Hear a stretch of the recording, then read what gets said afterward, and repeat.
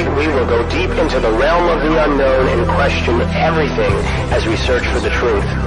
We will explore the possibility of countless phenomena within the ultra spectrum, and together we will learn that it is all connected. This podcast is brought to you by the Experiencer Support Association, and it is a live stream broadcast.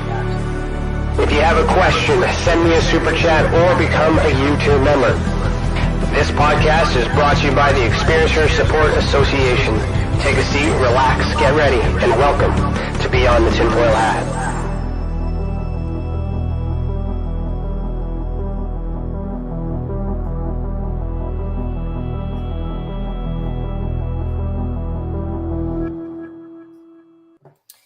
Hello, everybody, and welcome to Beyond the TinFoil Hat. Today is Thursday, September 22nd, 2022, and I, Ryan Stacey, am your host this evening. I'm a licensed private investigator, citizen journalist, and the director of investigations for the Experiencer Support Association. Welcome to the channel, and thank you for joining us this evening. A special thanks goes out to all our YouTube members who help us keep this program and others free for our experiencers. Remember that as a member, you get to ask questions live here tonight. For all you non-members, you can support by super chatting or sending a tip on Rockfin. And remember that every little bit helps. So thank you. At the 2-hour mark, CC and I will have our after chat. So stick around and we will keep that conversation going and chat with everyone in the live chat while we discuss our thoughts about this episode and share some recent news for Tessa. All right. So I'm going to try something new here. Tonight's theme is paranormal research author and inspirational speakers. Our guest for season 4, episode 30, is Morgan Knudsen. Knudsen? Yeah. Did I say that right? All right, thumbs up. All right, she has been involved in the world of paranormal phenomenon for 20 years. Her story began with a great-grandfather, Dr. Albert Durrant Watson, who was the president of the Association for Psychical Research of Canada in 1918, which was one of the first paranormal associations developed in Canadian history. Co-founding and leading Entityseeker Paranormal Research and Teachings in 2003, her experiences and knowledge has led to researching and co-creating a unique investigative program called Teaching the Living. Subsequently, she has been featured on and hosted numerous specials and TV shows, such as A Haunting on the Discovery Channel, Destination America on T&E. She's been on the Travel Channel, CBC, CTV, Planete, TLC, and Crime Investigations as well. Her work has also been presented at the Rhine Research Center by the Winbridge Institute in 2020, and she is a member, host, and a feature presenter at the Parapsychological Association. Morgan uses her outgoing tell it like it is approach in determining haunted locations and creating solutions for the people involved. I like that. Her programs are now practiced in 3 different countries and a part of numerous social work and psychology secondary education courses in Edmonton. Oh, so you're Canadian. Nice. Morgan subsequently received the award for the City of Edmonton for outstanding service in 2008 and graduated from the the Alvarado Zingron Institute for Research and Education 2 years in a row, receiving 2 graduating certificates of distinction in parapsychology. Morgan is also a regular contributor to the #1 magazine in the UK, Haunted Magazine. Morgan can also be heard on her podcast, Supernatural Circumstances, with co-creator Mike Brown, Dark Poutine in quotations, which that's interesting, which delves into the mysterious, the spiritual, and the fascinating things in our universe. You can find her and everything else on Entityseeker.ca. All right. So Morgan, put on your tinfoil hat. We're about to go down a rabbit hole. How are you doing? Good. How are you? Good. You have quite the experience. Wow. Thank you. It's been a journey. So. Yes. So before we get into that, we're gonna start with our icebreaker question, which is provided by CC on behalf of the Experiencers Anonymous group. And I'll just play a little jingle here.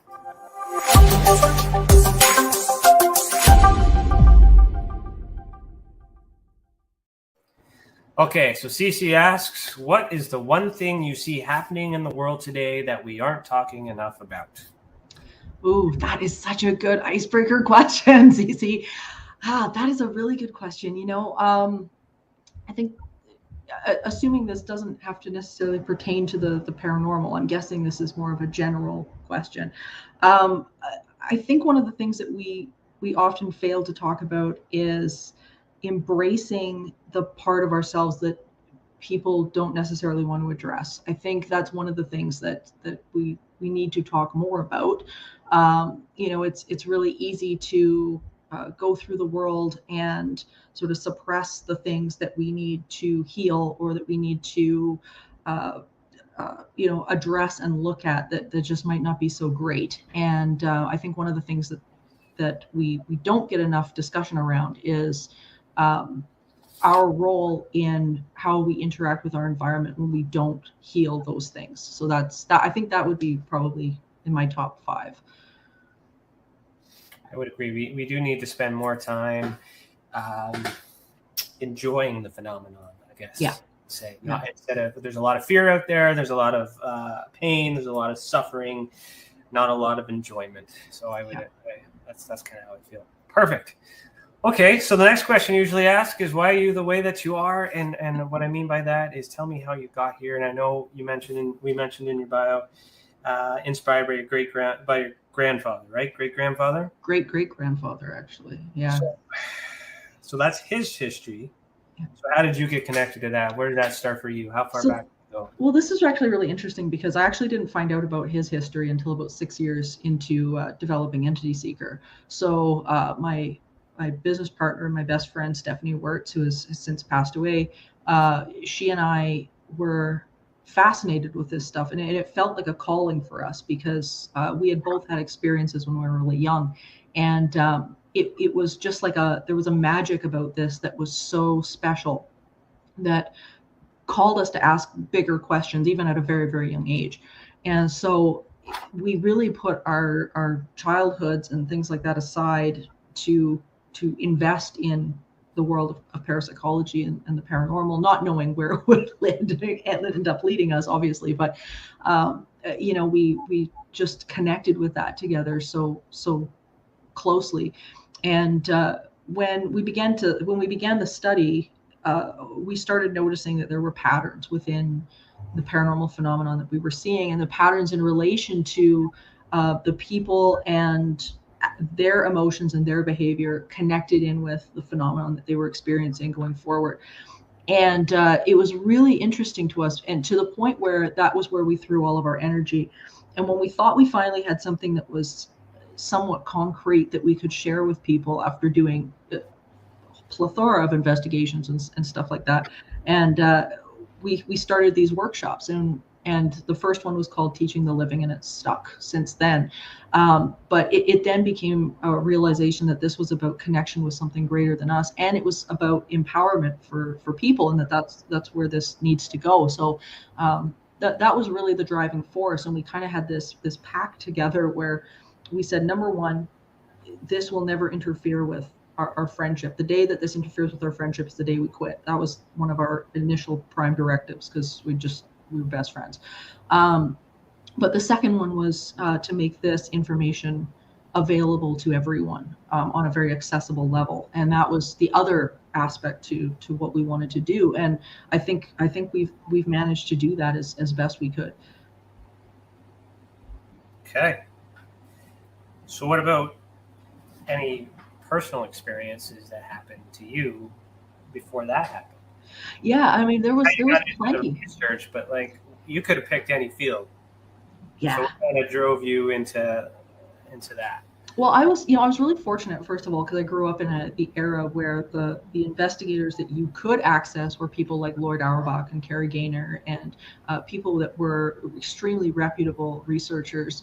So those that I had access to through television and things like that when I was very young were those people. There was no entertainment, ghost show, scary stuff. It didn't exist.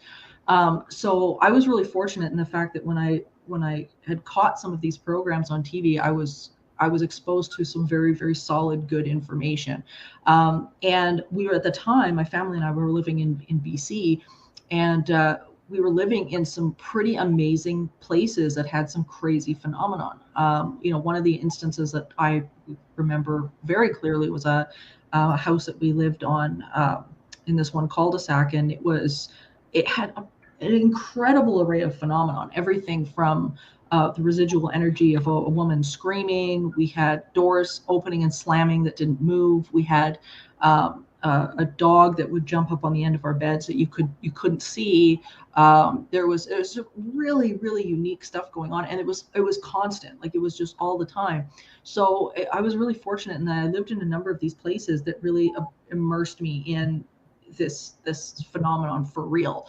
And to me, as much as the early incidents freaked me out, like it would any kid, it was one of those situations where I really fell in love with the phenomenon. It was like, this is all this stuff that we're being taught all our lives shouldn't be happening, and here it is. We're experiencing this. And I was fortunate to have really open parents about this also. It was just something that was embraced as, they didn't know what it was, but it was never made out to be something that was horrific and terrifying. It was just, this is part of the wonder of the world. And so it captivated me from a really early age. Cool. Well, it makes sense. I had a similar experience too, because I'm a UFO guy now, but like I've always been paranormal. So like that curiosity, right? So you know that it exists as an experience, or when you experience it, and then you want to know more, and then you got that inquisitive mind, which is why you create all these things. So when you say you created this program called Teaching the Living, what exactly are you teaching? Well, it's not really us that's doing the teaching; it's the phenomenon that's doing the teaching. But it's really ultimately the understanding that what we are experiencing and the energy and the emotions that we bring to the table are really creating in our reality as well, and that we really do have a co-creative experience with the universe, and specifically with paranormal activity, like such as hauntings and what people consider hauntings, and psychokinesis and things like that. The parapsychology is not separate from the living, and oftentimes what we think, and what's driven home with us in the media and some of the TV programs and things like that, is that this stuff is asserted on us and that we have no control over what's going on. And we really do. There is a mechanism where we've got this ability to not only interact with the phenomenon, but at times create it. So when we're delving into the realms of things like psychokinesis and research by people like Dr. Scott Rogo or people like that, you've got a whole nother level of exploration that you can begin to delve into, and that's really what I try to bring to the table with people, is that this can be some of the most empowering information you're ever going to get, but we do have a role to play, and when we start to own and understand that role, then you can have some amazing experiences. And I appreciate that too, because there are a lot, in my experience, there are a lot of people that come to the reporting part not understanding what's going on, but there's these fears and these anxieties and these judgments and thoughts that are associated with it, which may not actually be true. It's just that fear of the unknown. Why me? Why this? What's going on? We don't understand. So when we work with them and we remove that and we realize that it's still possible, are you on the side of where do you fit on this? What do you believe is happening when you talk about the phenomenon? What is the phenomenon to you? Well, in my field, I deal primarily with things like hauntings and stuff like that. So, talking about UFOs, I think it's a slightly separate category, but from my perspective, in terms of hauntings and stuff like that, it really is the study of consciousness, and it is our interaction with the greater consciousness, and whether that be survival after death, whether that be our the greater portion of our consciousness and how it affects the world, whatever that looks like. But I think there is a universal consciousness that is not emergent from the brain, but fundamental to the universe itself, and that the brain is translating said consciousness. So so I think for me, it's that interaction with the phenomenon and how we are as physical beings in relationship to that greater source. Mm-hmm. So with consciousness in mind, and you mentioned hauntings, are they the same thing or separate? Is this a consciousness event? Well, it depends, because you hear in some ways it is all connected, because oftentimes even when we get hauntings that are just replays of events in the environment and things like that, that type of thing is generated from thought. There is an ability for thought to somehow be recorded into the environment, and now parapsychology is looking at the idea that this has to actually do with memory cells and things like that, which is pretty cool. But it really does all come back to us. And so as much as we want to be able to say, okay, well, this is just something that's out there that is happening, it really does completely come back to the person that's having the experience, because all we are translators of experience. And that's why some of us can sit in a room of like 5 people, have something happen, and every single person experience it differently, because we're all translating that in a different way, whether it be translating light, whether it's translating event, whatever it is. So I think when it comes to hauntings and things like that, if you're talking about say like maybe a disincarnate intelligence or something like that that's in the space, again, it all comes back to is this thought, is this consciousness is being projected from somewhere else, like, so it all does tie back to that one question, I think. Okay. So what about the poltergeist phenomenon? How does that fit in?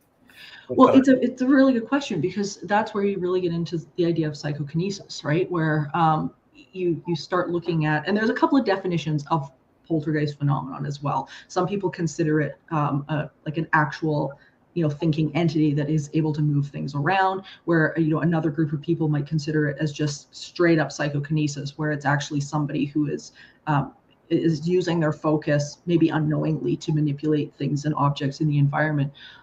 But Dr. William Roll and Dr. Scott Rogo both believed that it was a mechanism of thought and focus. And they did extensive studies into the idea that this was a demonstration of our ability to manipulate our environment on a non-physical level. And their experiments were phenomenal. They had quite a number that are fully documented. And for people who want to read more about that, they can go to the Psi Encyclopedia online. Is free. It's completely free, and you can read the white papers and stuff like that on Dr. William Roll.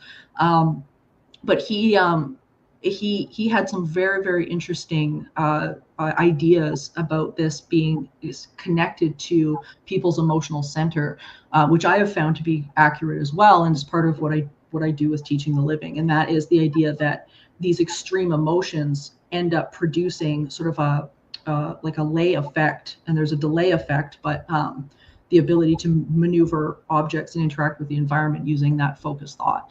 And it's pretty cool stuff. So again, it comes back to that whole idea of this is it's consciousness, and there's something going on, whether it be us or something else. I share that, because with I'm studying the experiencers in that sense too, and the data that I've been collecting is I've been having this theory that what you said is what's going on. I have not been to the point where I've been able to test it, but I feel like you've been in a position where you have seen, or perhaps you can manipulate, consciousness as you described. Is that fair to say? Yeah, there's some really great organizations and whatnot out there that have perfected this to a degree that I have not. But it's a great fellow to look at is Dr. Joe Gallenberger from the Monroe Institute.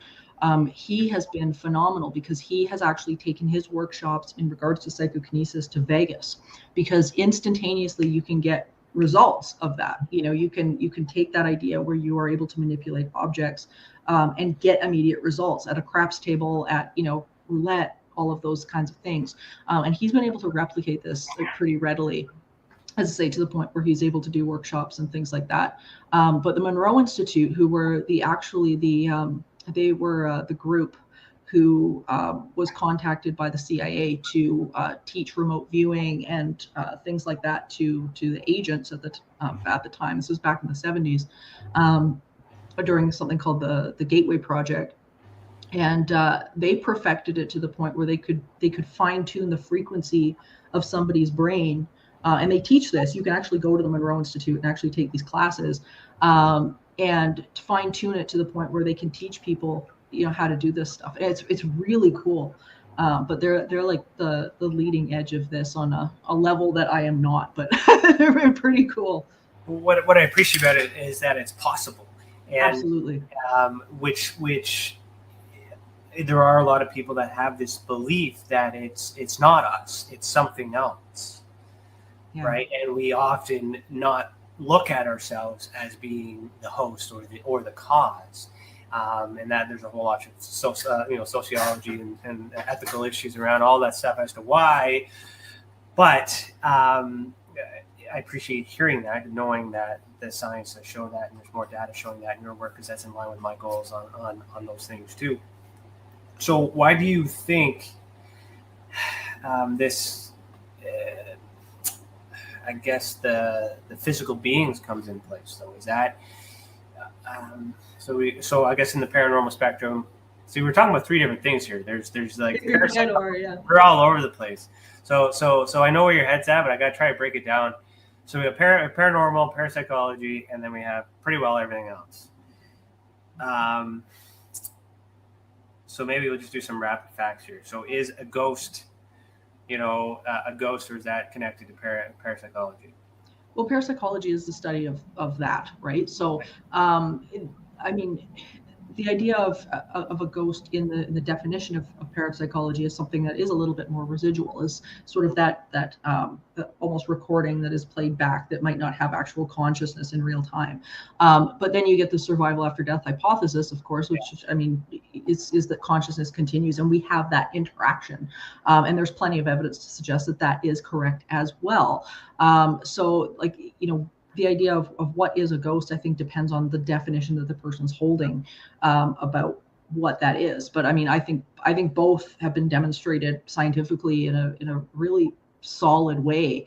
So many of the skeptics will be like, well, no, that just, that doesn't exist or whichever. And I find that oftentimes that's where the uneducation is, where they haven't read the current studies, they haven't read the papers, they haven't read the stuff that Yale's doing or Princeton's doing, or they've just missed it. So I think but yeah, the definition of ghost depends on where you hold that. So where do you hold that? What's the definition for you? I think for me, when I think of the idea of ghost, I always think of something that is not something residual. I always think of something that is a little bit more intelligent, that interacts with us in real time a little bit more. So I think that's where I sit with it. At least when it comes to mind for me. Yeah, coexisting in real time. Yeah. Not in the past, not in the future, but again, it could be either or. But I'm comfortable with coexisting. So if it coexists, then that means it's living. Is it human?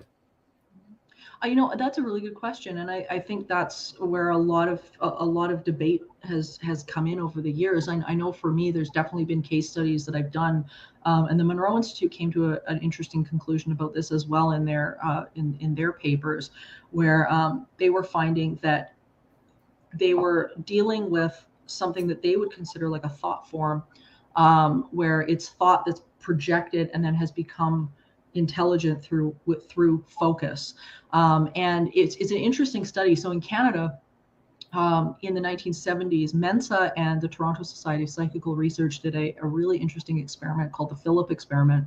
And they were actually able to demonstrate and prove this, that a lot of what we're experiencing is these thought forms that are focused to the point where they have a consciousness, and you're able to interact with them. So what they did was they actually had this group of people that created a character by the name of Philip that they called Philip, and they gave him a backstory, and they did all of these different things to the point where they convinced themselves that this Philip was real, and they wanted to be absolutely sure, no doubt, that this is what the case was. And then they started interacting with it. They would come and do like seance type sittings and things like that, and acting as if Philip was something that you could talk to or conjure.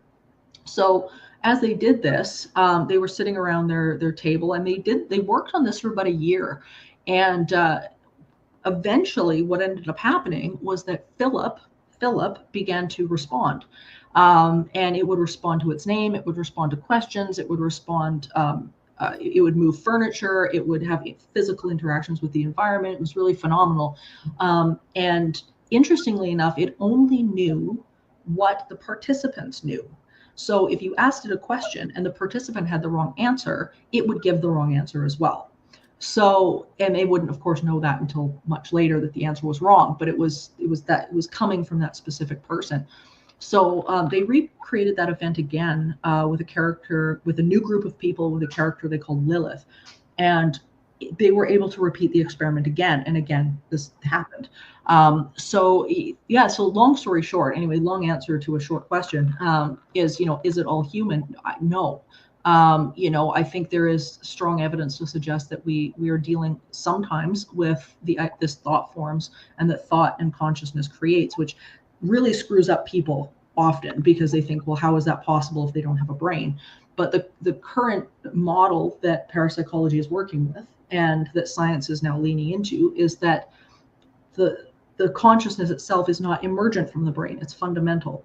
So our brain is translating the consciousness in the same way our eyes translate sight. Our eyes don't have an image inside them. Our eyes translate light and energy to give us an image that our brain concocts out of the molecules and atoms that we're looking at.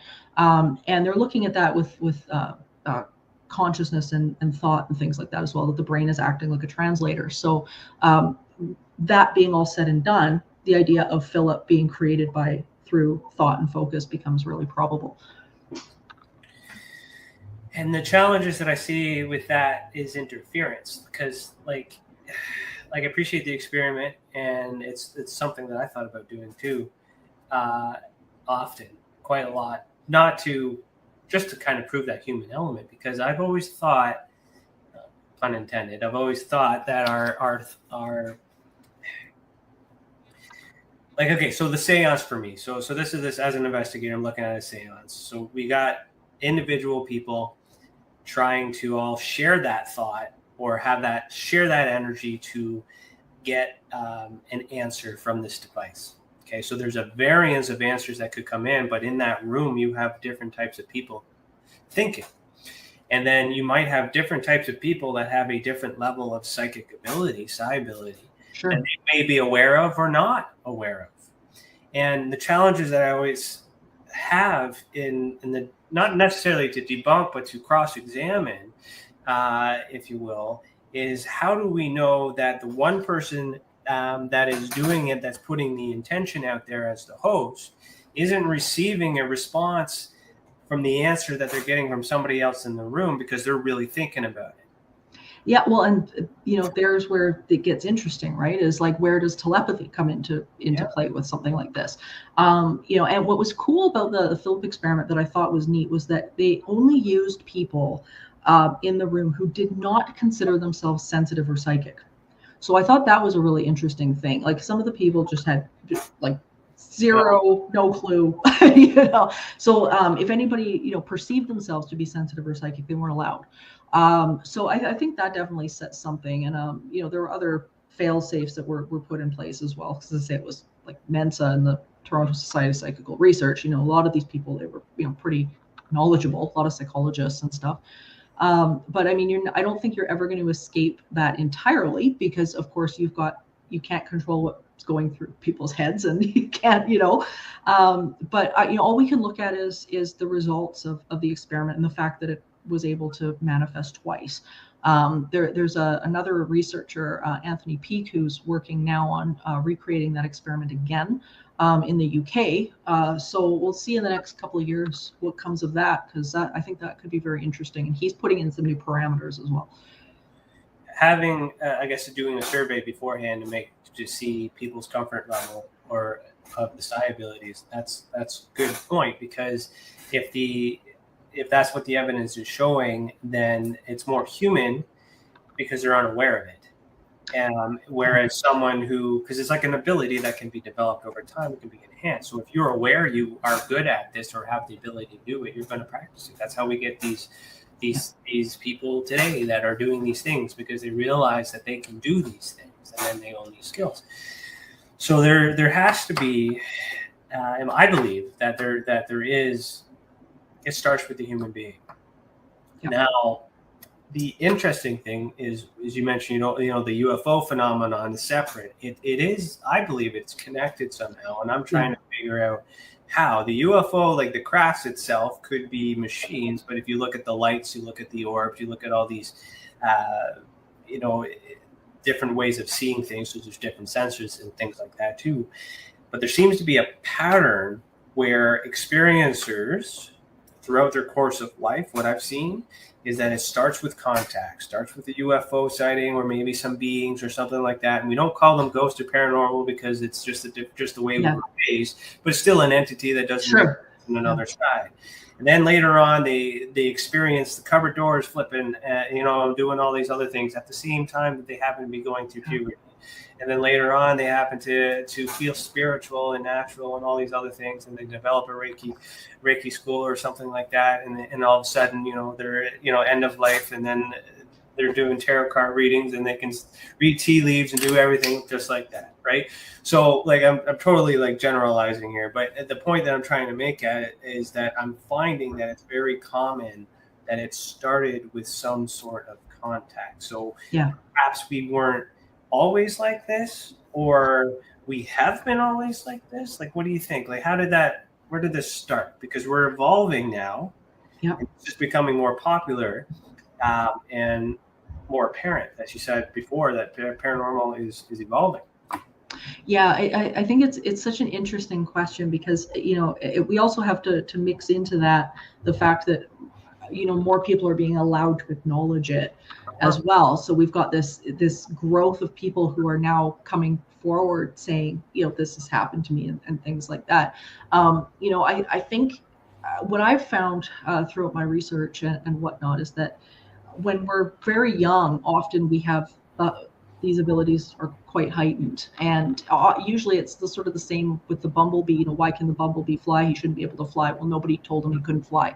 And with kids, it's often very much like that. Like they're not told you shouldn't see these things. You're not told any of that stuff. Until much later, their minds are very open because the world is full of possibilities. And when that state of expectation is that the world's full of possibilities, these things begin to happen.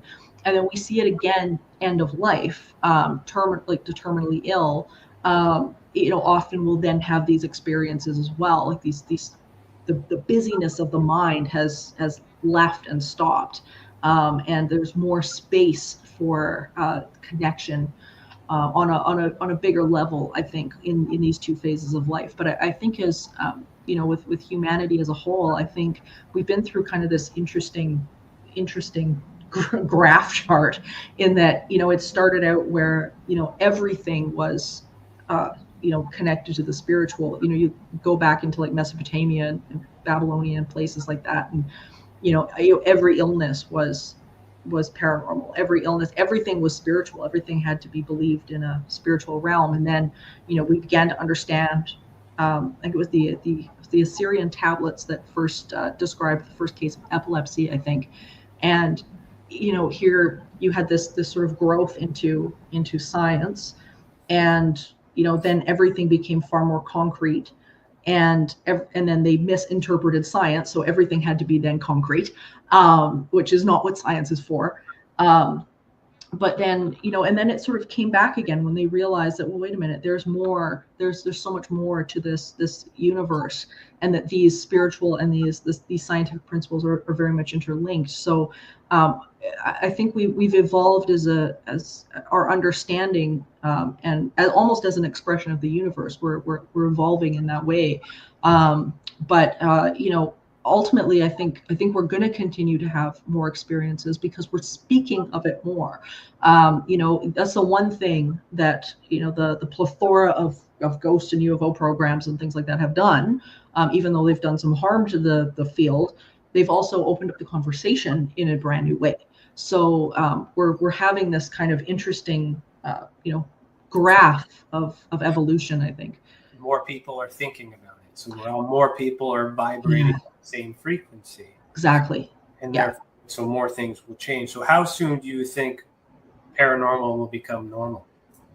I think it's coming. I think it's coming. I mean, how many gatherings now can you walk into and say, I felt like so-and-so that passed away was with me yesterday. How many people are going to laugh at you and tell you you're crazy? Probably not many.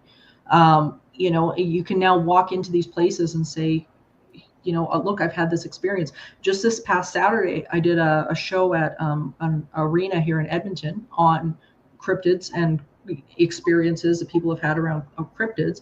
And the arena was full. Right. So it's like all these people are going, this is cool. This is amazing. There wasn't, there's no hecklers in the audience. Everybody's just fascinated. And people come up to you and say, man, I never thought of it like this. I think people are looking for the magic in this world again, because we've been through such hell over the last number of years. And I think people are looking for that connection and for that magic. And I don't think people are sitting in judgment of that. They're sitting in judgment of a lot of things, but that's not really one of them anymore. And awareness is key, because there are those sitting in darkness, because they might think, why me? Why is this affecting me? And when you talk about cryptids, like beings, entities, wherever this space is that we're connected to, I call it the ultra spectrum. So this ultra spectrum, where all of us are drawing from the same source, we all call it something. How we're perceiving it, and our anxieties and fears and all that other stuff are subjected to ourselves. So you got that negative thought, and then you got that positive thought rebelling. So angels and demons. So is it just a negative thought versus a positive thought, or are there, in your opinion, actual malevolent? Can't say that. Well, say that word for me. Malevolent. There you go. Beings. I'm trying not to say the other one, but yeah. Are they bad ones?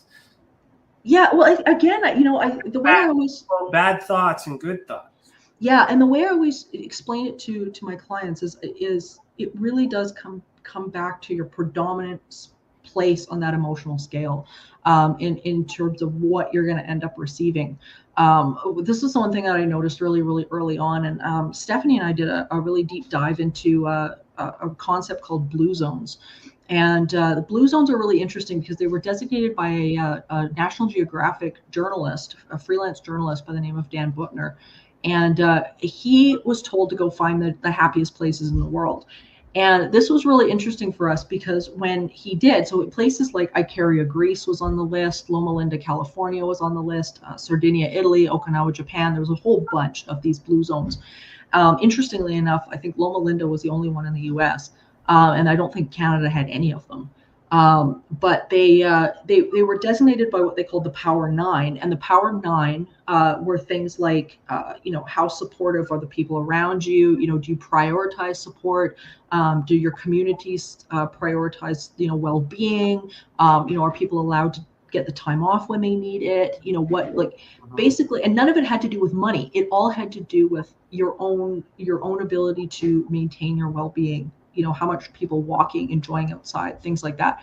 And what I found really interesting was that when you dove into the experiences of these people in these different locations, their interpretation of spirituality and paranormal activity was very different than the West. So for example, you'd go to a place like Okinawa, Japan, and there was a military installation there. It was there for many years. And they wanted to bring the westernized, crazy haunted house experience to Okinawans because they were like, oh, you guys don't have a haunted house? Like what? We want to do this thing for Halloween. So they built this thing, and it was like the typical scary walk through the house and people are screaming and whatever. And nobody attended it. And they couldn't figure it out. They're like, no, like this is cool. We have these all the time in the States. And the Okinawans were like, yeah, but the paranormal is not scary. Like, why would you do that? Yeah, they couldn't connect with it because they're just like, yeah, but it's not though. Like, why would you think that the afterlife is something terrifying? So they couldn't connect with it. And so they weren't having these same experiences that people over here were having with these frightening things.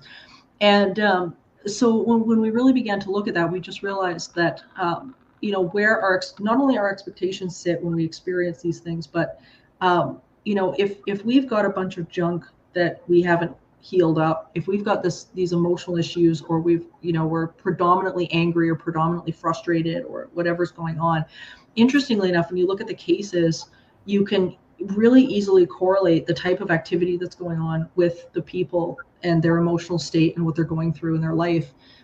So we realized really quickly that our job was not with the entity, regardless of what it is. That was almost irrelevant. Our job was with the people, because as soon as they began to heal whatever was going on, then that activity started to shift.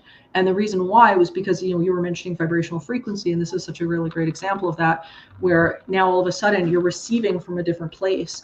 So it's almost like a radio dial. So if you're over here and you're experiencing, hell on earth with the activity that's going on, and you shift your dial, then all of a sudden you're receiving from this different point. And we realize that ultimately people they've just got to shift their dial a little bit. And so our focus mainly became that, which is what teaching the living became, and which is why it ended up in social work and psychology programs and all sorts of stuff.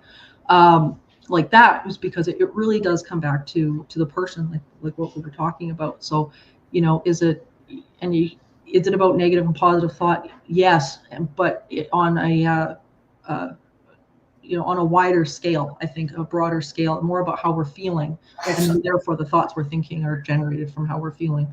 What's high is we're definitely hive conscious.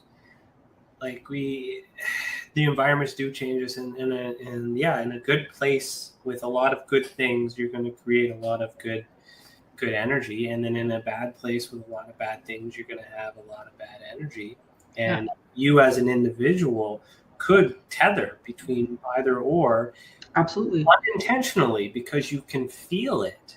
You walk into a room, we can feel when there's someone in that room that you like, absolutely, just shitting on everything. You might not know who right away, but you're like, this is not good. I'm going to go back over there, and we feel that. And so there's different parts of the world that feel differently.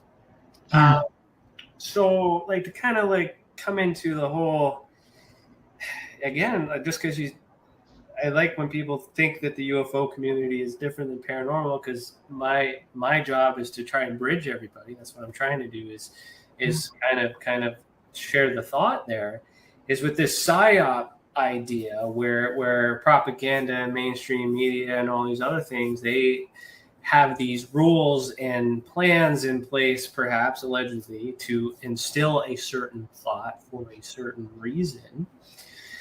So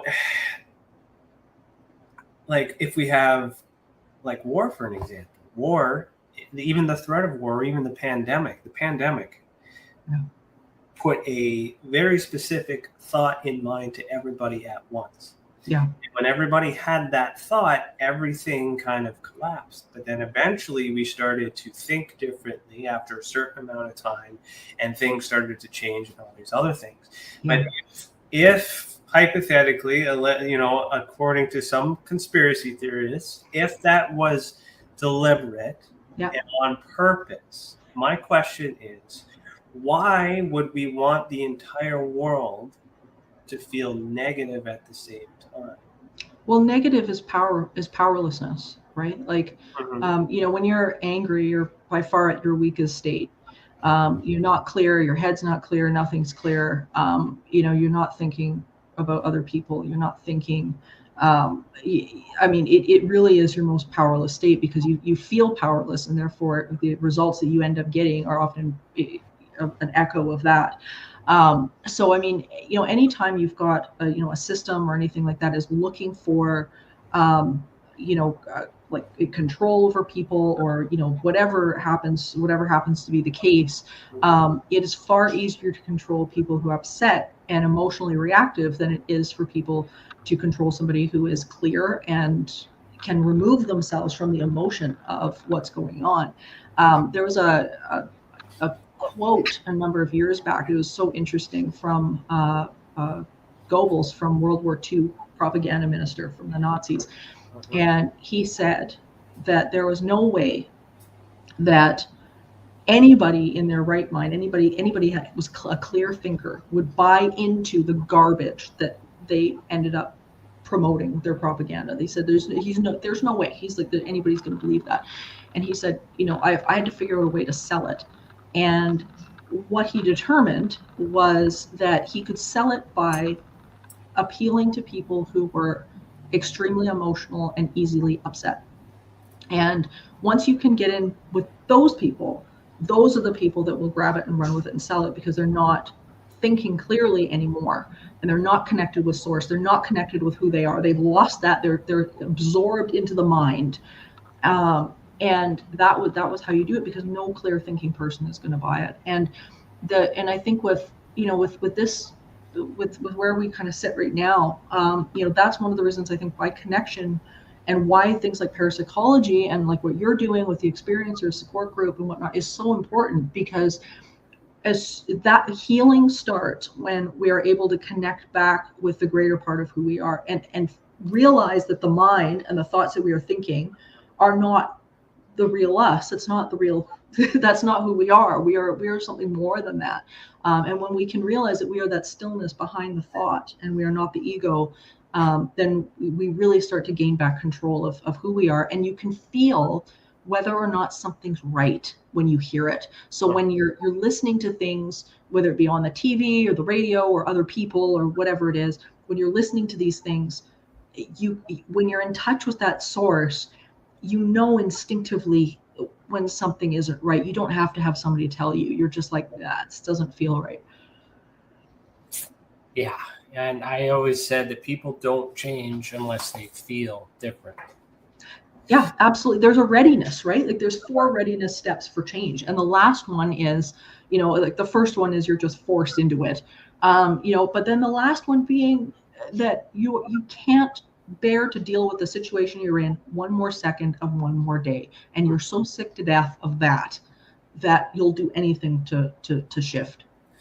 And a shift is important, because like to be in the middle, I often consider, maybe it was done deliberately, or maybe it was just a happenstance or whatever, but it's the why. So if it was done deliberately, what is the end game?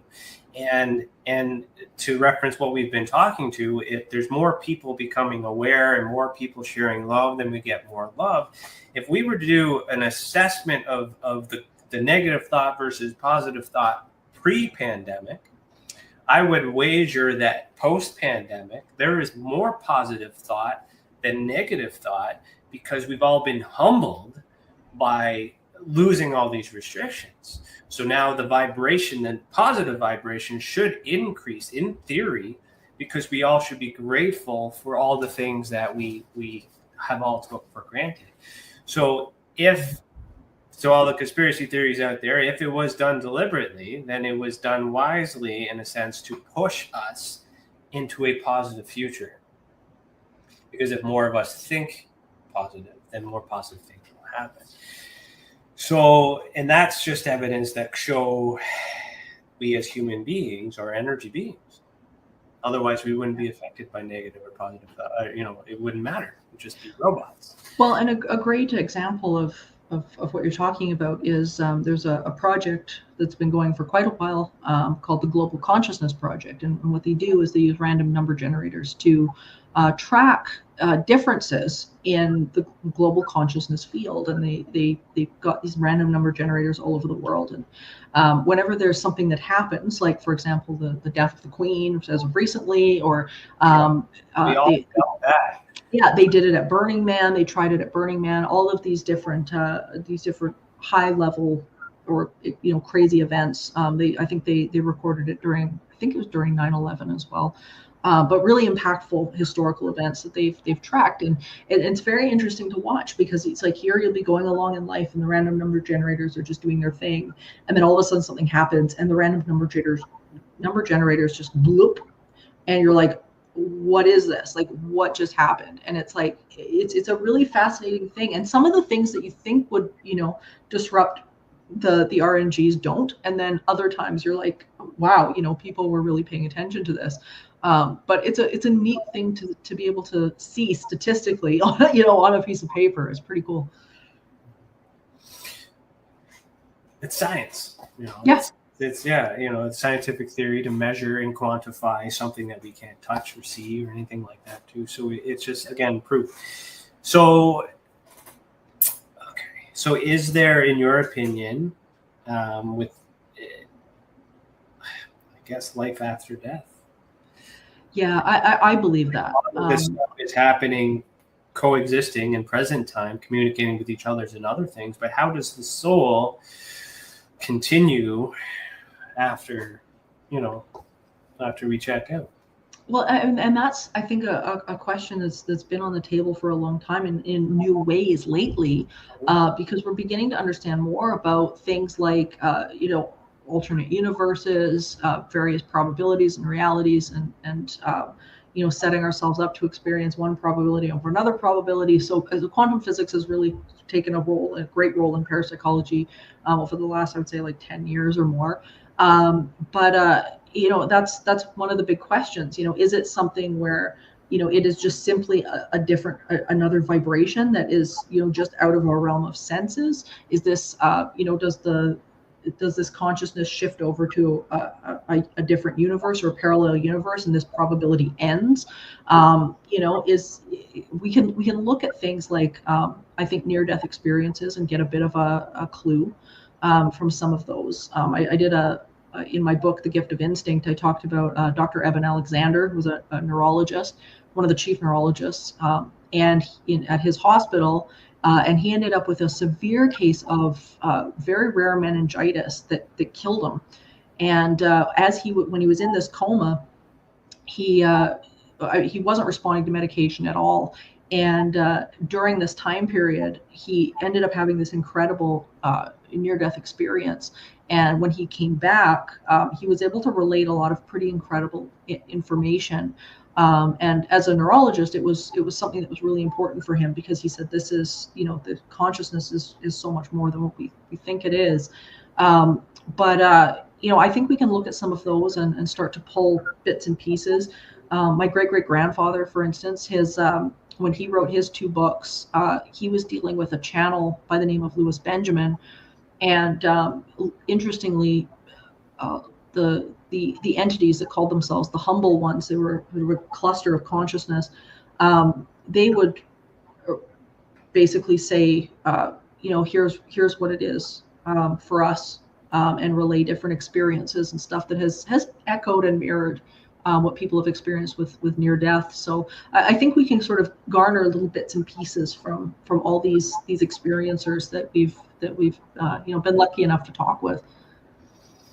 Mm-hmm. With near death, it's near death, so like they're still holding on. They haven't actually detached. Yeah, some of them have actually, they die on the table and then they're resuscitated or something like that as well. Did the energy actually leave the body, or is it just kind of just slowly fading out? Because sometimes you can what did they used to do back in the day, because they couldn't read a pulse properly? They used to bury people alive because they had low blood pressure, and things like that too. So one step further from that, not near death, actual death, we know they're gone, they're buried, they're in the ground, and the next thing you know, you see them. So how is that explained through your eyes? Well, I think it comes back again to the idea of consciousness being fundamental or emergent. And I think if we're glued to the idea that the consciousness is stemming from the brain, it doesn't make any sense. But with the idea that it is fundamental to the universe, that we are just translating said consciousness, then I think it makes a little bit more sense that consciousness is, still is in existence. It's just we've lost the vessel, and that connection can still be made. And I think that's one of the most amazing things about parapsychology and some of what I get to experience with people is, when these individuals will come to my workshops or lectures or whatever, and they're like, I just lost my father, or I just lost so-and-so. And, all these people around me are having these experiences with them, and I'm not having any experiences. And, being able to say, like, just hang on a minute, and, within like a month or so later, having them email and say, what, you were right, it happened. So I definitely think that there is something there, because I've seen too much at this point. is that them actually there, or is that residual memory from the ones that are grieving? Well, yeah, I think it depends on the interaction that they have. Like, I mean, sometimes what they will do is bestow information that somebody did not have before, and it's called a veridical apparition. But within these vertical apparitions, I think that's where you can start to measure it. Like, what is being told to this person? You know, is there information that they didn't have previously, things like that, and you can start to then break down whether or not this is something that is conscious or whether this is something that's just playing back. But the Windbridge Institute, those good friends of mine, Mark Picozzi and Dr. Julie Bichel, they've done a lot of research into this, and they've definitely come to the strong conclusion that this is indeed something that's conscious, or the majority of it is something that's conscious.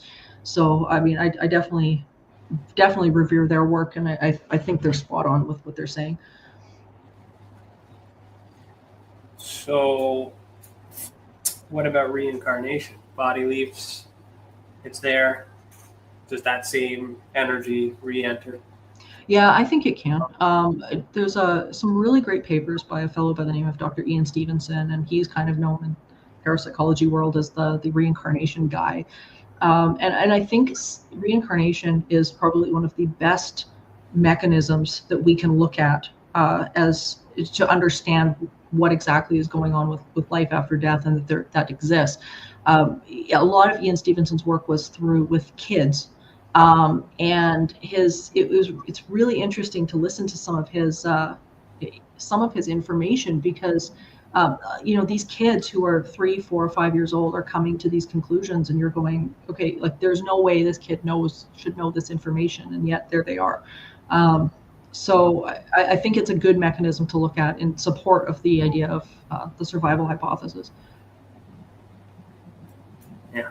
It's an interesting one. Okay, so we're going to pause right here, but we'll continue after a message from our professional partners. I don't know where my thing is, so I'm just going to...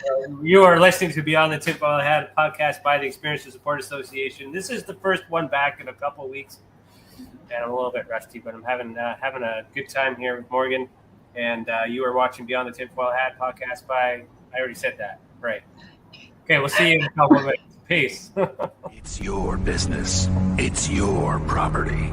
Your assets are worth protecting. Blacklight Investigative and Surveillance Services specializes in patrolling and inspecting residential or commercial property against fire, theft, vandalism, terrorism, and illegal activity. People and buildings are monitored to prevent crime. Keep your property, your people, and your assets safe from threat. Our elite staff are dual licensed private investigators and security guards. Blacklight Investigative and Surveillance Services. Go to blacklightiss.com.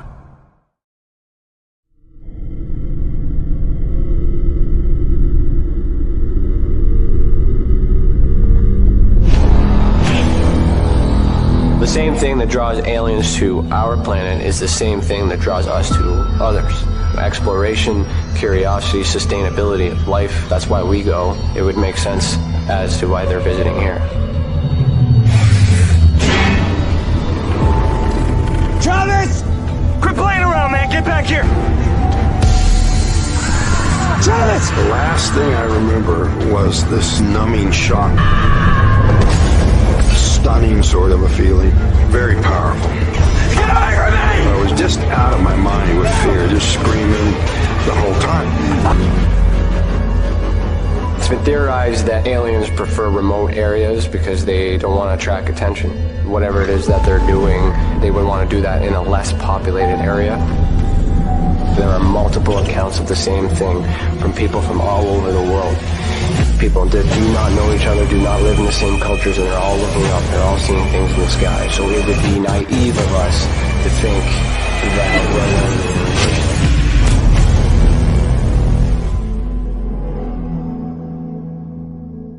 we're... Ryan is one of Canada's leading new UFO investigators.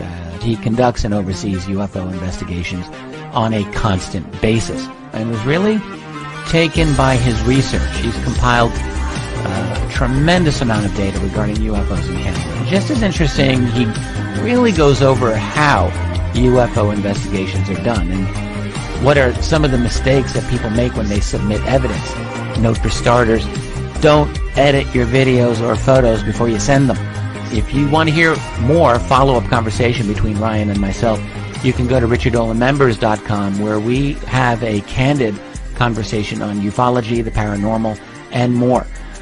And remember, while we learn and grow and search for the truth, let's be good to each other.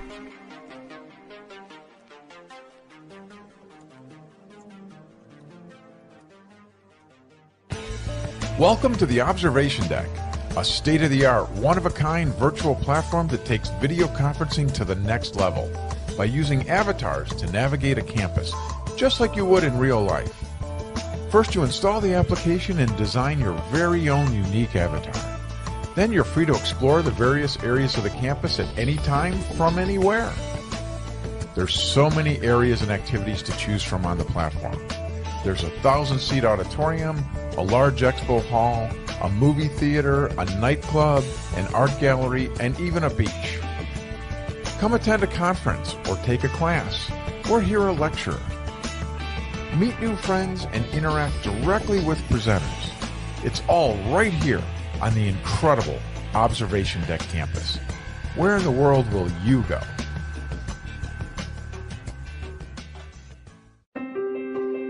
Have you ever wondered, or maybe just thought to yourself, if there were others just like you?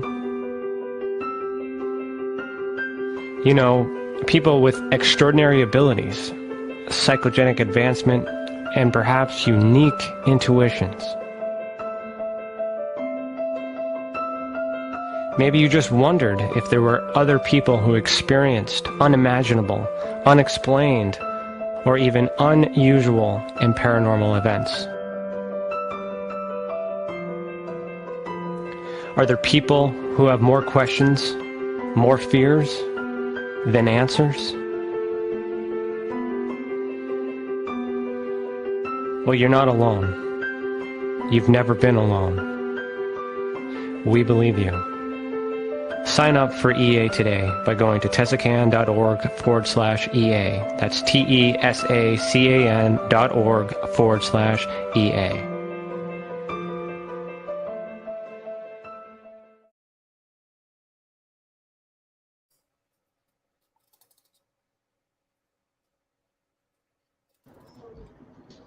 Welcome back. You're listening to Beyond the TinFoil Hat.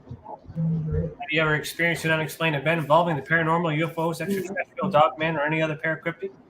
Head over to YouTube. Head over to our website, www.experienceyoursupport.org, and submit a report. Let the others who have already reported be that example that proves we are making a difference. And if it wasn't for these reports, we would not be able to do what we do. And for that, we thank you.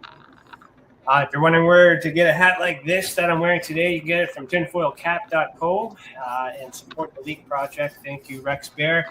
I'm actually surprised I will be a guest on Rex's show next week, too. So that'll be good. All right. So, you're back. Let's do it. Let's do this. Okay. So, kind of all over the map, and I'm trying to tie it all in here. But, see, paranormal is like parapsychology is like the thing. This is the study of consciousness and the mind and all these other things that connect it to everything. Then there's this ufology movement where they think that the government is behind it, I guess. Okay, so even if it's machines, there's still MK Ultra. There's still a bunch of psyops and things like that that could connect all these other things that having a support and driving forward. So we know all these things. We're capable of doing all these things. There's a lot of science on your side that suggests that it's human and normal. And then when the human dies, there's more human, and then there's more normal. Where do you think this idea comes from, these cryptids, as you mentioned before, these beings, these aliens, these monsters? Because those are physical. Some of them. Like you have the elementals, I guess, as well in the spiritual side. So where does that fit? And because they don't biologically look like us. No, and it's interesting that you it's a great question, because this is actually something that myself and one of my researchers, Terry Lynn Blake, we've been pondering this question for quite a long time. Around especially some of the recent cryptid sightings, things like Dogman and stuff like that don't fall into the physical, but at the same time don't fall into the non-physical either. So, for example, you take something like the Beast of Bray Road or something like that, where it seems like something that's very physical, but at the same time, you go to take a photo of it and it comes out as mist or something like that it seems to have this almost transient physical state. And I think it bears repeating, or at least reminding of us normies in our meat suits, that we're not entirely physical either. We definitely land a little bit further onto the physical spectrum, but at the same time, there isn't sort of a non-physical and a physical. This exists on a very much a spectrum. So I wonder with cryptids, just where they kind of sit within that spectrum, and maybe aliens might fall into this category as well. Is just to where it actually sits within the spectrum of physical to non-physical. Even in hauntings and stuff like that, we still get physical responses and reactions, like physical movement of objects, walking into a room and seeing somebody physically and feeling someone's physically sitting on a bed, which actually moves the bed, stuff like this. There is a physical component to it, in the same way that with cryptids, there is a very strong physical component to it. So I don't know, I almost wonder if it is on the spectrum, but I mean, in terms of like where they're actually coming from, I think is a mystery to everybody at this point. Would it be possible that they are in that realm in which we're drawing all this consciousness from?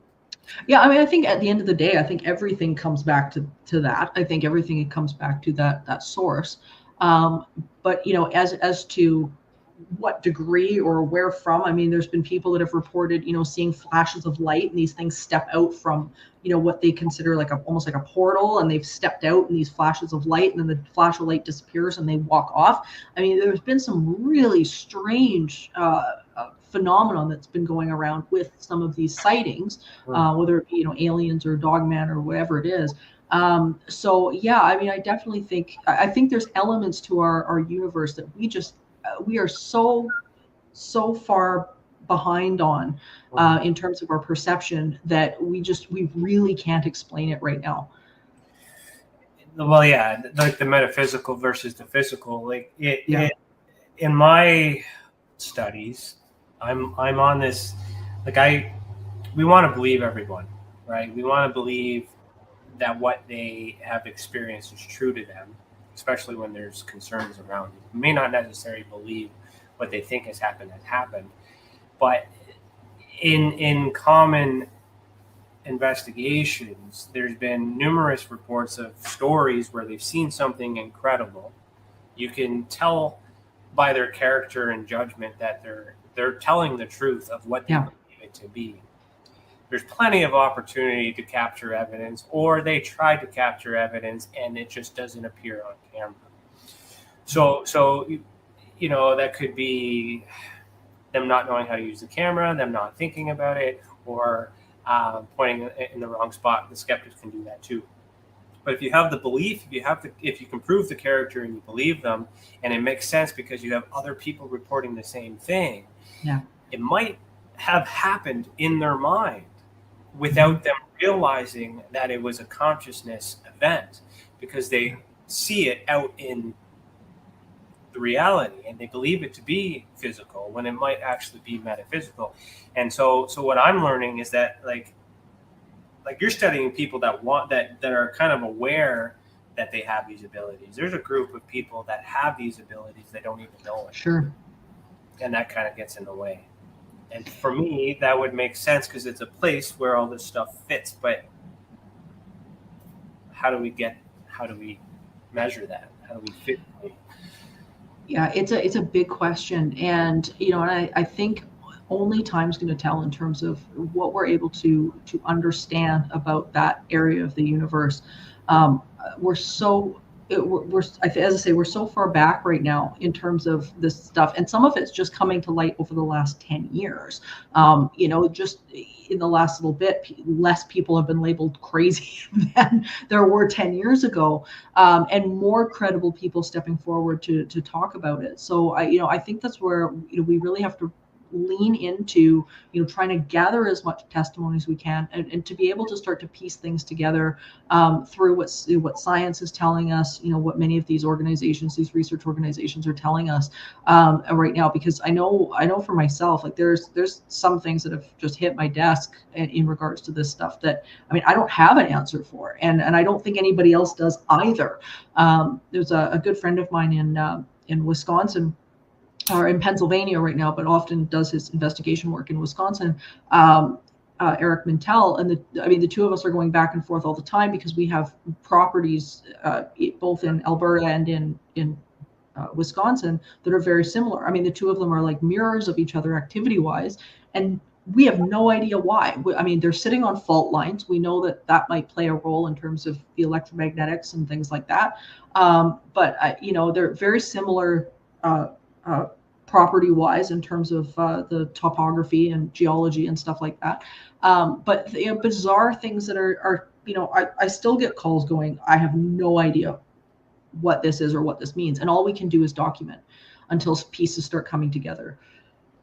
Mm-hmm. It might even be biological. Study. You never know. Study. I'm measuring trends with blood type. I'm measuring trends with hair color. Mm-hmm. I'm getting characteristics with experiencers. I'm seeing trends. Yeah. Statistically higher. I'm seeing it in fair-haired and fair-eyed females seem to be the most common ones that have these experiences. So what I'm tracking here is you and your friend are living in these places, though, right? Well, she is. I get to visit. I'm lucky enough that I get to visit. Have you compared your places, but have you compared yourself to each other? Like, do you guys have similar traits, similar abilities, similar? You guys could be the cause, and that's why the same thing is happening in either place, because you guys are on the same level. Well, her place is very different from Eric's case, in the sense that what do you call it? Genealogically, there's no connection. The one house is owned by a math teacher. The other is owned by a social worker, psychologist. You've got two different. She's First Nations. He's Caucasian. There doesn't seem to be any correlation in that regard. But what we found within parapsychology is that it's not necessarily the physical traits that, at least in these cases, and within hauntings, that seem to be the main factor, but rather personality type. The studies have shown over the years that people who are more outgoing, more bubbly, more extroverted, people who are genuinely happier with life, typically have more experiences than people who are, say, maybe more left-brained, a little bit more introverted, and things like that, and that they typically don't have the same level of experiences as the others. So in those regards, you can start to compare some of these cases and go, hey, wait a minute, there are some similarities, but not necessarily physical, but actually personality trait-wise. Mm-hmm. That makes sense too, because extrovert, you're putting the energy out, whereas introvert, we're putting the energy in. Yeah, and a little bit less inhibited in terms of risk taking. So a little bit more willing to believe certain things, other than somebody maybe who's introverted, who's worried about what somebody might think of them, or something like that. Keeping stuff inside rather than exploring new things. But it's still possible from either side. It's just a different method. It's just a different thought, and then you throw that the whole mix of psychology and everything else that what kind of life did they have, and all the suppression and things like that too. So absolutely, still human. I love still human, man. My research is telling me that it's humans. It's not, and that makes it easier to solve. Yeah, we study the people because we can measure ourselves. We can exactly. Measure what we do. We can measure what we say. We can measure how these things with each other. Yeah. to investigate all the cryptids, we got to find one. Bigfoot is this huge thing, huge thing. A lot of, types of evidence and things like that closely related to, monkeys and apes and all that fun jazz. Yeah. But we haven't caught one, and if we were able to catch one, then we could study it, we could understand it. But we can catch humans. Yeah, and we can study, and this is what I learned early on with Steph, was that we could, that type of phenomenon is, it can be very hit and miss, especially when you're dealing with hauntings and stuff like that. I mean, it's very difficult to predict when something is going to occur. Oftentimes it's very much off the cuff of whatever's going on in the house at the time. But you can turn around and look at the people, and that's your constant. And the rest become variables, because you could have a glass blow up or a door fly open, or a myriad of different things could happen, but your one constant is the people. So that's really what you can start to turn in and look with, and then look at, is well, what's the common denominator here? And it's there's a person that's there that is experiencing these things, and if you can begin to work with them, then things start to shift. I was actually talking with Eric Mintel earlier today. We were talking about the Beast of Bray Road and the Dogman not too far from here.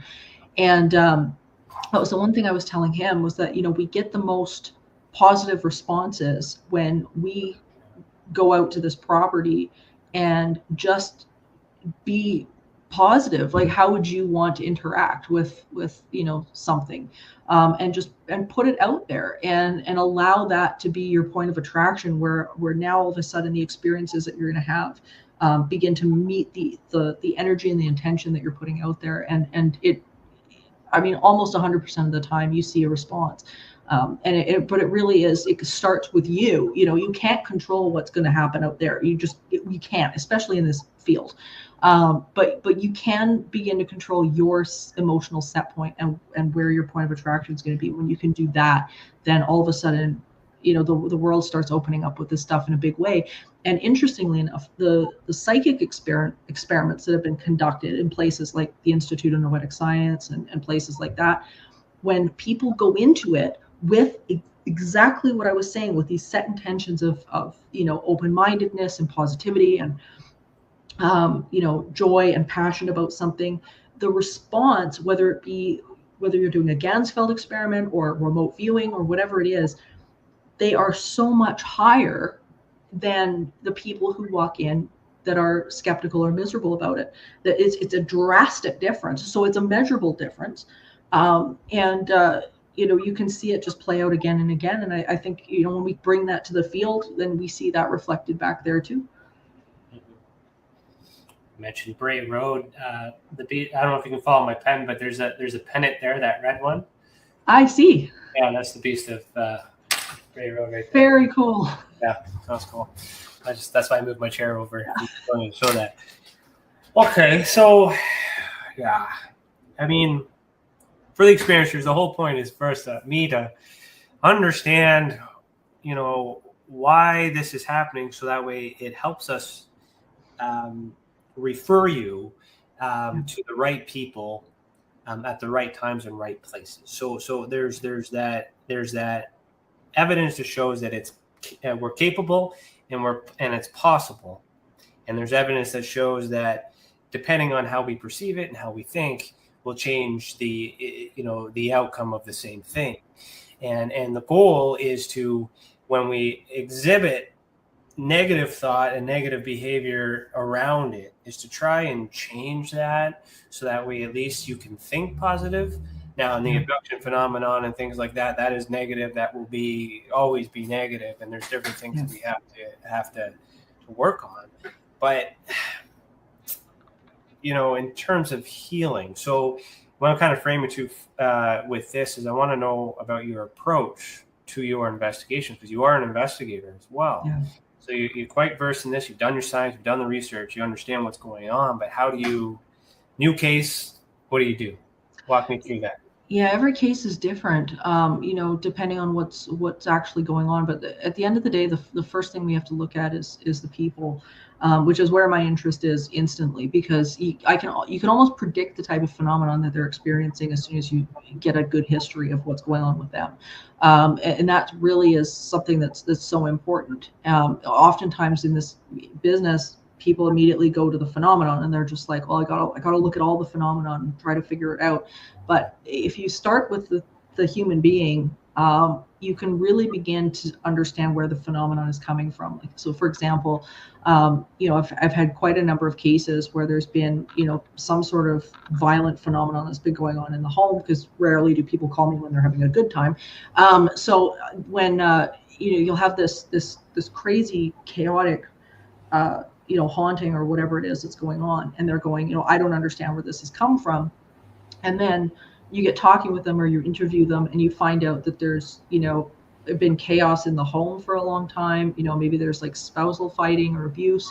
I've had cases where, there was a young woman who had gotten out of a extremely abusive marriage with her young son and had married a new guy, a really nice guy.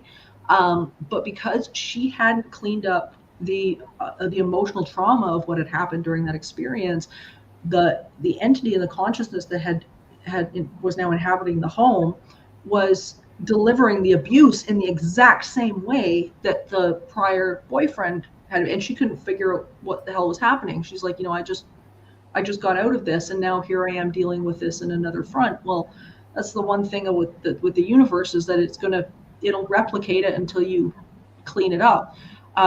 So, for her, the work was, getting her to a place on an emotional level where she was, healing and dealing with things and getting her joy back.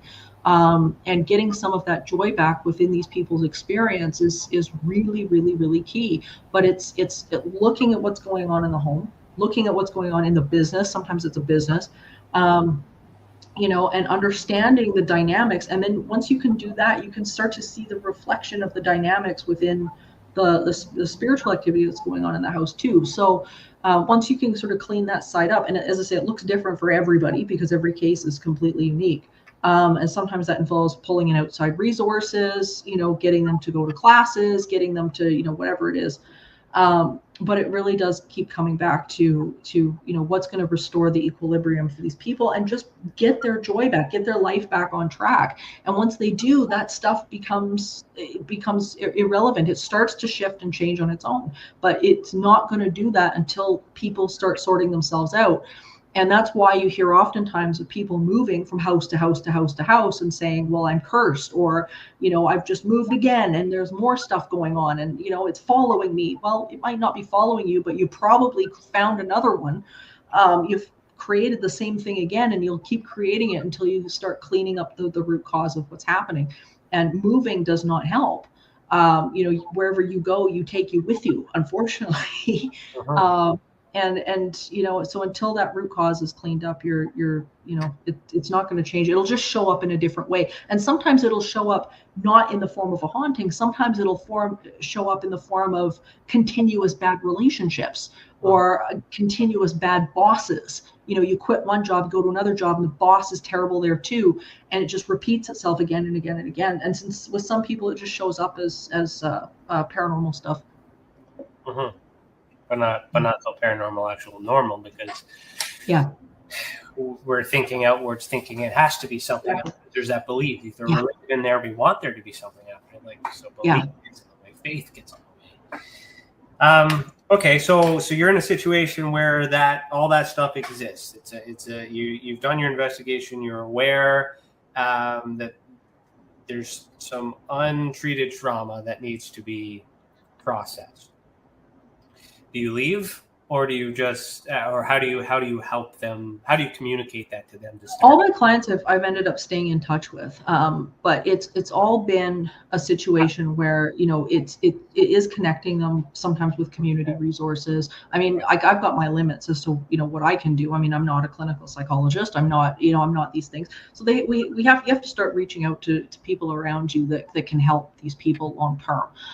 Because sometimes it takes a week, sometimes it takes a year, right? and it's their journey, but ultimately it's on getting them to understand that here's where the change needs to happen. I can be a compass, but I can't be the solution. They've got to be the solution to what's going on, because they're the only ones that can make the definitive path to where they want to be.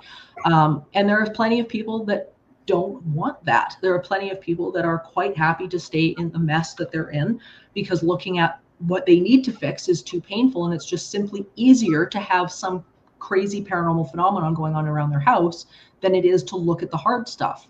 So there's plenty of that as well. Or people that just, they just don't want to accept that they've got a role in it. So like, nope, this is something they want to play the victim, and they pull the victim card, and that's it. So I mean, there's plenty of people that don't want to do it that way, and that's fine. But at the end of the day, that's going to be the root of what they want to do. But I can point it out. You can lead a horse to water, but that's as far as it can go. Well, your approach is bang on, because that's the way it should be done with investigations. And even with victim crisis situation, they show up, they just witness a murder or suicide, something traumatic. They do the same thing, bedside manner. They deal with everything, and then they provide them resources, to help deal with that. Now, quite more tragic than other things, but I mean the concept of basically listening and being there, and then providing something, and then allowing them to make themselves better, if it's possible. So, in your field, like, do you find, like, you're not a clinical psychologist, but are there clinical psychologists out there that is willing to touch the subject matter with belief, and not just turning it around, say, throwing in schizophrenia and other terms like that? Yeah, and they're out there. Actually, a good friend of mine, Dr. Cal Cooper, he's one of them. He's a psychologist, and is works at out of Northampton University, in Northampton, United Kingdom. And he actually has a program that he works with here in Alberta as well, that studies hope. And his specific area of study is bereavement and grief and parapsychology, and the relationship between all of those things. But there are people that are out there, and there's more coming. Interestingly enough, South America is really far ahead in that department, further ahead than a lot of the West, where they started very early on, sort of a counseling organization for psychologists and things like that, where people that have had experiences can come and connect with a psychologist that actually won't tell them they're crazy. And it's coming more and more, but that's one area where I think there's still progress to be made. There's a fellow by the name of Dr. Alexander Moyer Almeida in South America, and his work has been fascinating, because he's been dealing with using fMRI imaging and imaging the brains of psychics and people that have had these abilities, and proving the fact that this is not a type of schizophrenia, that this is actually activating a different part of the brain. And his main goal is to try to eliminate the stigma that this is some sort of crazy mental illness, or something like that. And it's work like that I think is really, really important, and to not marry the two together in a way that, just because you have a mental illness means that these experiences aren't real, and just because you're having these experiences doesn't mean mental illness isn't real. And I think that distinction is something that's really important. But there are more programs that are coming out.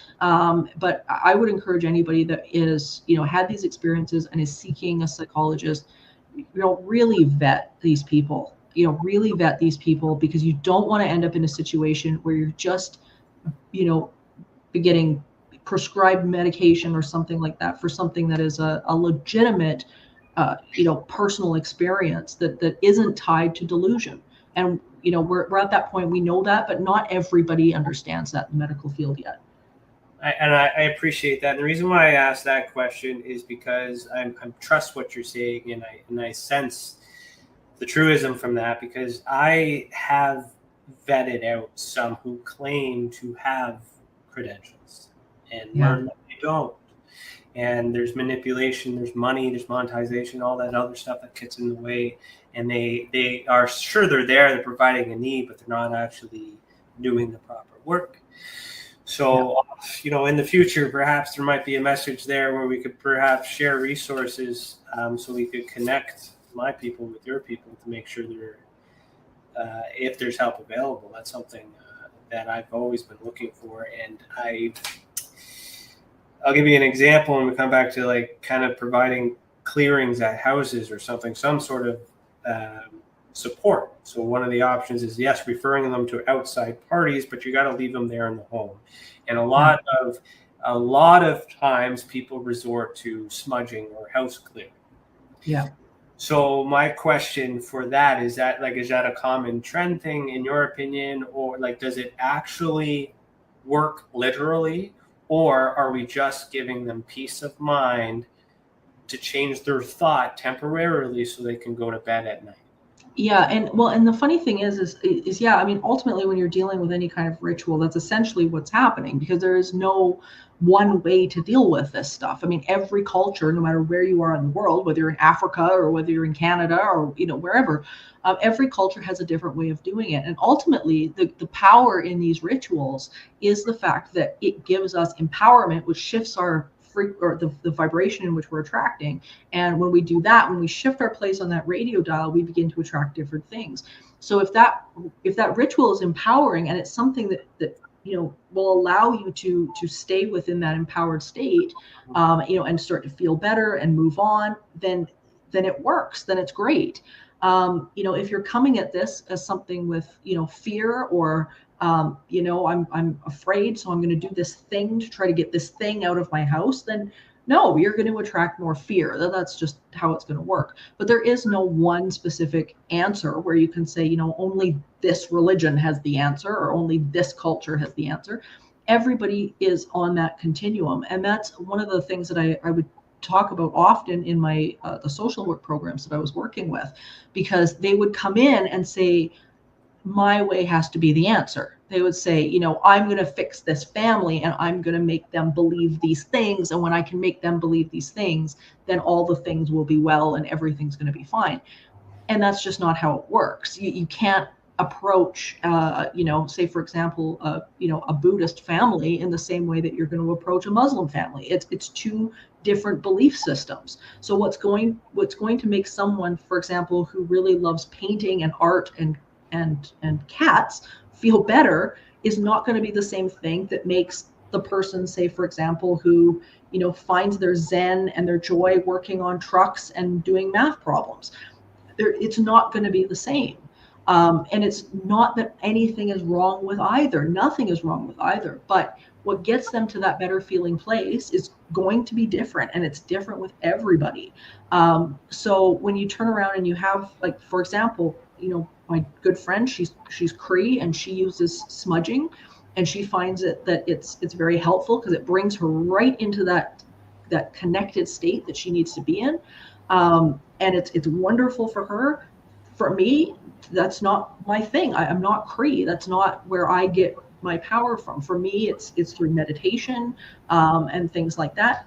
Neither one is incorrect. And that's another tool that can be used to alter the thought. So we're changing the mind. And at the very minimum, all we need to do is let them know that they're heard and they're not alone. Validation is everything. Validation is the key. Yeah. So, thank you for doing that, because you're doing the same thing, and it's on the other side of the world, or wherever, it's the same thing. Different. You're right. Like, different methods, different. That's where it gets mixed up, because we have different faiths and religion and beliefs, but there's still a source. What's common is that there is something above us. There is a higher power. There is another source that is the all creator. We call it something different. We have different practices to change our mind. We know enough that when we're feeling negative, we need to do something to alter our state. Yeah. So we're smart enough to know that bad is bad, and we want it, and good is good, and we want more good. Sometimes we get stuck, and so it's light work. And it's there's so many different different terms for it. And as I say, all these cultures all over the world have a gem to share. Like I was talking about the blue zones, and these blue zones, all different cultures all over the world, but every single one of them prioritizes joy.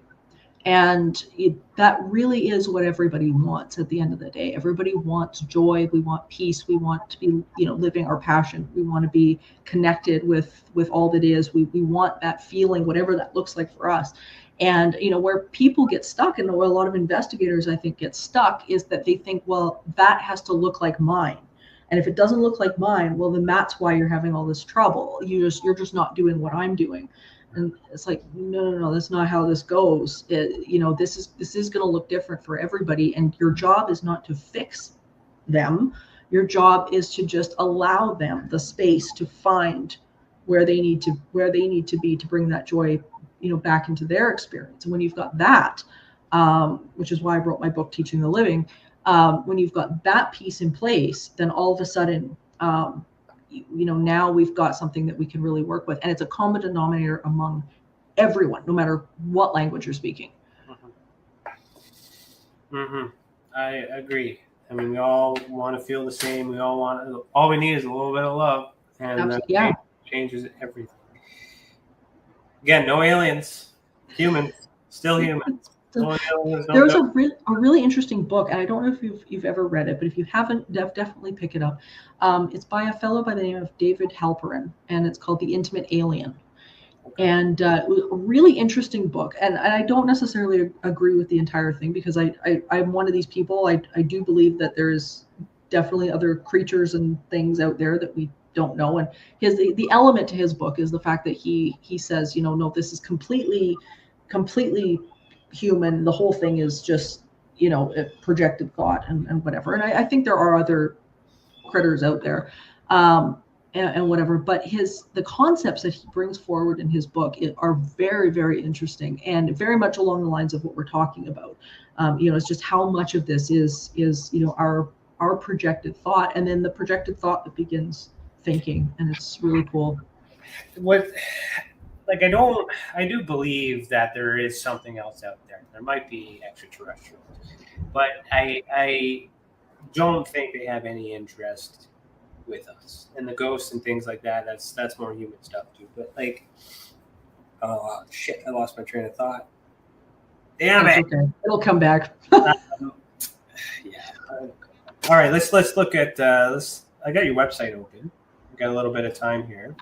So if you want to maybe walk me through what we could find on your website, maybe we'll just talk about it so others can explore and learn. Yeah, you mentioned a book too. Can we find that on here? You sure can. Books are right up on the main menu at the top. Right there. There you go. So yeah, so I've written two, and the third one, Winter Legends and Lore, is one that I actually did the foreword for and illustrated with a good friend of mine, Chad Lewis. He did the research and the writing. That one will be out later this year. But the other two, Teaching the Living, From Heartbreak to Happiness in a Haunted Home, that book ultimately is exactly what we've been talking about. And I had written it originally. It was shorter actually originally than what it is now. But this is the second edition that was just published earlier this year, and it was serving as a guide for people that were looking into this type of philosophy, and for anybody to be able to pick up, that covers exactly what we're discussing right here, different types of haunting phenomenon, how it's all connected, and along this line of thinking, this idea of thought creating reality, and the science to back it up, what's there behind it, and how do you deal with it, how do you apply it to your own way of being. And The Gift of Instinct, Paranormal Lessons for an Extraordinary World, just came out actually very recently here, and it's a book that was, I wanted to make these lessons practical for people. So what I did was I looked throughout parapsychology for the great minds and the great stories, and many people will be very familiar with, to find the lessons, the life practical lessons within this stuff that people can relate to, to get themselves connected back with all that is. And this book was really about if you've had a goal or you've had something going on within your experience that you haven't been able to get to, and you're just looking to rediscover the magic in the world with the paranormal, this is the one. So both of the books are available on the website through Amazon's. Perfect. And when's this one coming? That one is coming out, I believe, late fall. So I'm guessing probably October, November. And that'll be through Chad Lewis's website, which is chadlewisresearch.com. And it's a collection of crazy winter folklore and just some of the creepiest stories that have been concocted throughout history. And it's really, really fun. So this is your podcast? Podcast. Yeah, and it was formed with a very famous Canadian podcaster, true crime podcaster, Mike Brown, who does the show Dark Poutine, and is he ended up writing a best-selling book here just the other, I guess it was last November, which has been on the bestseller charts now for a while. And Supernatural Circumstances we wanted to put a podcast together to talk about these types of issues, to bring a little bit of empowerment into people's world. And we talk with some of the brightest and best minds in the field of whether it be cryptozoology or parapsychology, ufology, psychologists, artists, and we try to bring the real stuff to the table in the most entertaining way that we can. So we've had some fantastic guests and fantastic topics every time that I sit and get to do an interview with some of these people, I'm learning constantly. So if people want to check it out, it is on every single podcast platform you can ask for, including iHeartRadio and many others. But yeah, Supernatural Circumstances. I also put the link in the comment section too. So perfect. Thank you. As well as the link to your two books too. Oh, thank you very much. Yeah, no worries. Okay, so the events you wanted to talk about too, right? So you're doing events? Yeah, there's always something going on. So one of the things that I really, really love to do, and it's my passion above most of the other things, is the fact that I get to present these subject matters to people in the most unique way that I can. And a lot of my background is in theater. So for me, being able to do live shows, live theater shows, live presentations is one of my absolute passions. And the thing that's been missing in parapsychology has been a way to get the right scientific information to the general public in a way that is not them sitting down and reading a bunch of boring papers. Because you don't need to fake this stuff. You don't need to be, out there creating stories and faking evidence and this kind of a thing. The real stuff is where the magic is. And so for me, it's been trying to figure out these different theater shows that I can bring to different people, different communities all over, and present this stuff in a way that is memorable, it's fun, it's exciting, dynamic, and something that people are going to remember. And then they can, go look the information up afterwards, and they can find out that it's not fake. So, so all my live events are on entityseeker.ca, and I'm available for bookings and whatnot as well. So if people want to give me a shout, email me through my website, and we can arrange that also. So that's oftentimes how shows get to different communities. People can email me and find out. So I just noticed you put our show on there for tonight. Thank you. I sure did. Thank you for doing that.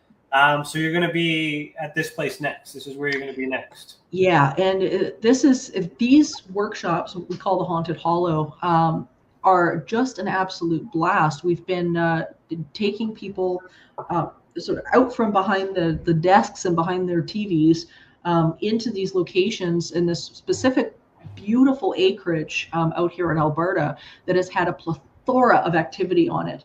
And we take you through everything from beginning right to the end in terms of investigations, protocol, the experiences that have happened here, and demonstrate the phenomenon that's actually been going on the property, because it is so frequent. So people have had some absolutely fantastic experiences. We have not had one yet where people haven't experienced anything. And it's been a really great adventure. So the next one is October 8th, but we're booking them right through October so people can come and experience this stuff. Like I said, this is a dry event. I want to specify. There are a lot of people that like to get liquored up before they go and do these things, especially with the time of year. Yeah, that's the one thing we're always really careful, is that the people's experiences have to be sober. And it just takes one person to end up ruining stuff for everybody. So we're always making sure there, people can't come intoxicated. There's no alcohol on site, anything like that. Anything that's disrupting the experience for people, they're out. So we're really, really careful about that kind of thing. And there's dangers on the property as well. We're dealing with a property that's got ponds and lakes on it and things like that. When it's, if it's dark outside, if you could easily fall into something like that. So everybody's got to have their wits about them and be prepared for whatever. So on your television and film and live show section here, do you have any other television things coming up? I've got Haunted Hospital season 4 will be out this October, which will be really, really good. I know it'll be on TNE in Canada, and usually Travel Channel and Discovery Plus and things like that in the US. Usually places like Destination America and channels like that usually pick it up pretty quickly. They've aired the other seasons. But we're excited about season 4 because they've had some really, really unique stories come up this season, and addressing folklore like the hag and sleep paralysis, addressing stuff like that and whatever. So it's going to be a really different season, I think, for people. And myself and my two co-hosts, Richard Estep and Christopher Brewer, they bring very different sides and opinions to the stories and whatnot. So it's a really great mix of cultures and investigators and stuff like that. But it's season 4, it should be coming out pretty soon, and it'll be, hopefully we'll get greenlit for a season 5. We'll see what happens here. Yeah, well, season 4, I can't believe it's season 4. I helped with the research for season 1. Awesome. I did some background investigations for I think his name's Tobin. Yep. Tobin Long? Yeah. So you see Tobin, tell him I said hi. I will. He's a fantastic person. I know. Just love working with him. I'm a little rough on the edges, so he's been trying to get me in the seat for a while, but I'm a different style in terms of explaining things. I usually explain things away, as he politely told me. Right. So that's otherwise I'd be sitting there with you. So that's great. That's great. All right. So we have 10 minutes left. What would you like to talk about? That is a very good question. We've covered so much already. I think whenever we get to have a conversation like this, I think it's so valuable, and it's so important because, people go back on discussions like this. That's the wonderful thing about things like YouTube is, people can go back on these conversations for, years to come. And I think to be able to, sit down and have this, these conversations are just, it's so invaluable. And for people to be able to get these resources and get these links to connect in a way that, will help further their own journey and their story. That's one of the reasons why I love sitting down with people like you to be able to talk about this, and hopefully there'll be some aha moments for people that'll watch this going forward. Yeah, because we're all trying to eat the same or tackle the same problem, I guess. Yeah. And we all have different backgrounds and different educations, different understandings, but we're all trying to help our people understand things that can't be explained,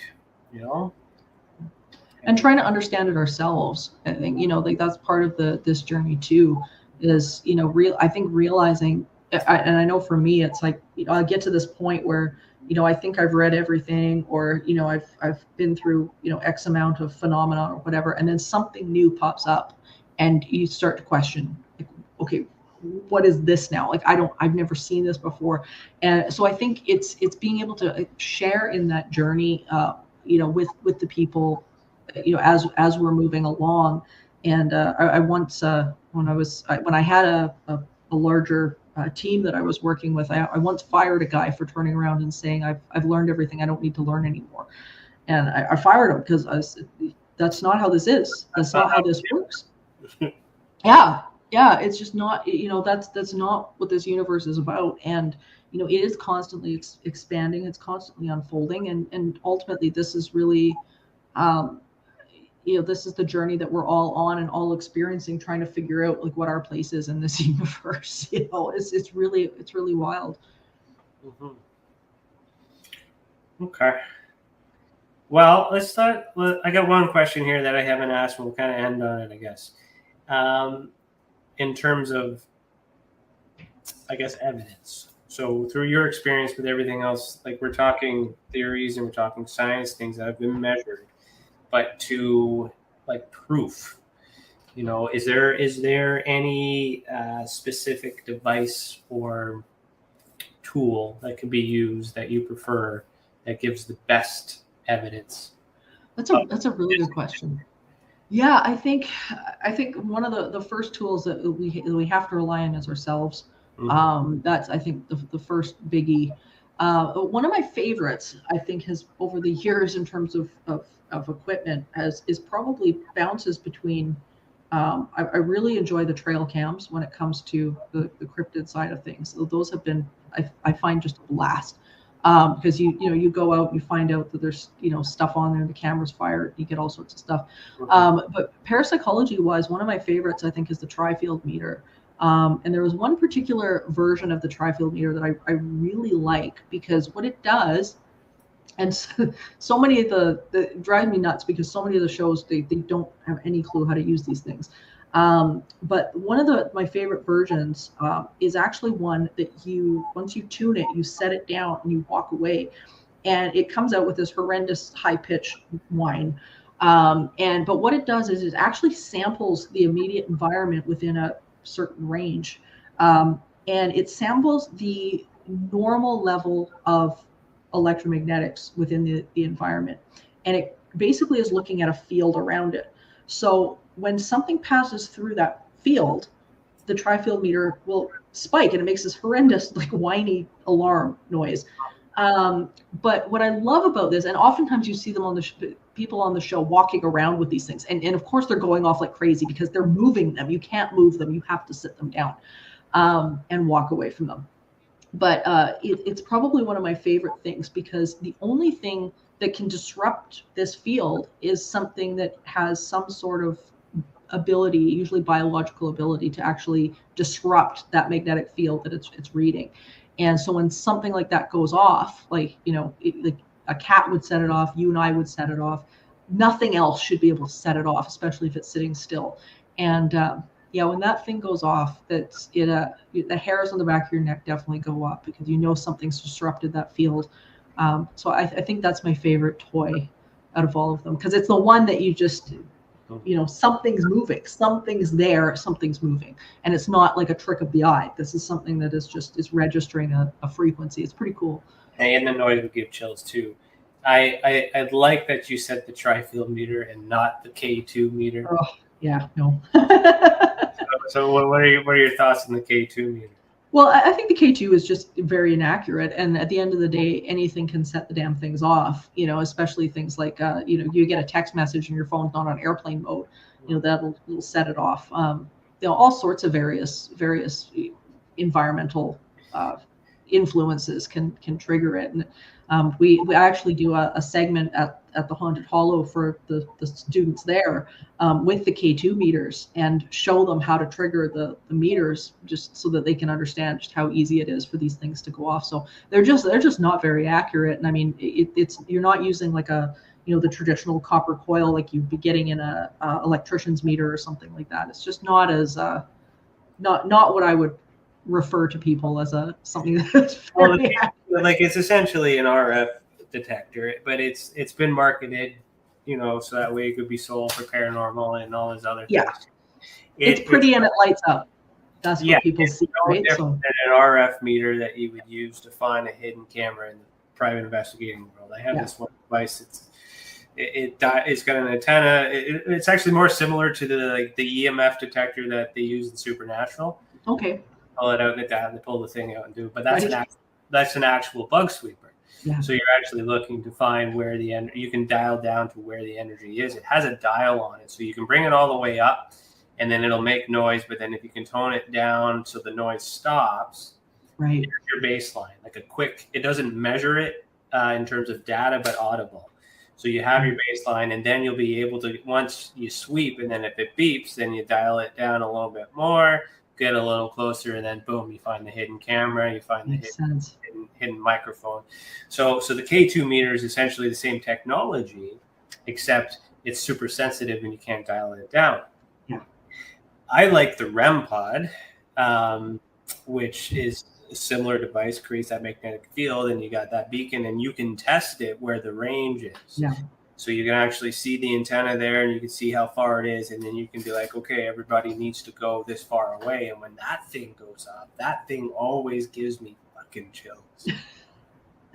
Yeah, I like something that, where something's, interfering with a baseline, because I think that's one thing that a lot of investigators they miss is where, they're saying, oh, there's a spike here or a spike there. Well, yeah, but you don't know what's normal. And until you know what's normal, you don't know whether something's abnormal.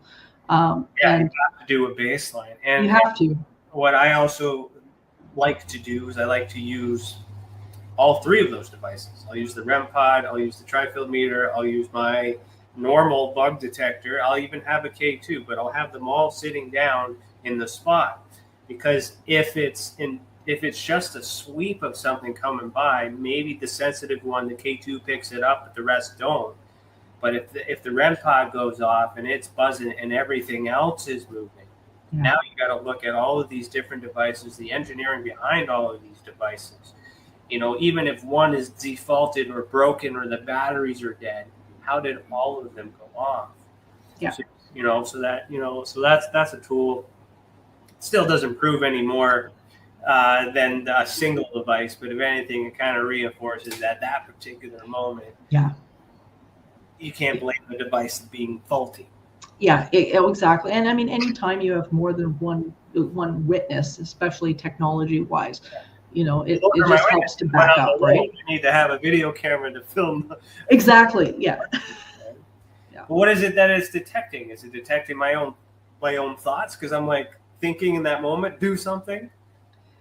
Comes out, go off, like it's. Well, that's the thing, right? It's like, is it, are we creating that? I think with EMF, the nice thing about it, and the one thing I like with the tri-field meter is that it's one of those things where, if something has got to come in and disrupt that field, what that is up in the air. I mean, we don't know what that is, but at least that at that point you've got something that has moved from one space to another space in order to disrupt the field and set the meter off, and so you can almost track a bit of movement there. You can track, so there's a little bit more I think you get a little bit more data from stuff like that than you would just, I don't know, from what it is, as I say, whether it's a thought form or not, who knows, but well, and that's where you time the reaction too. Yeah. Like you ask the question, how long does it take before the object, the candle goes out, right, or the,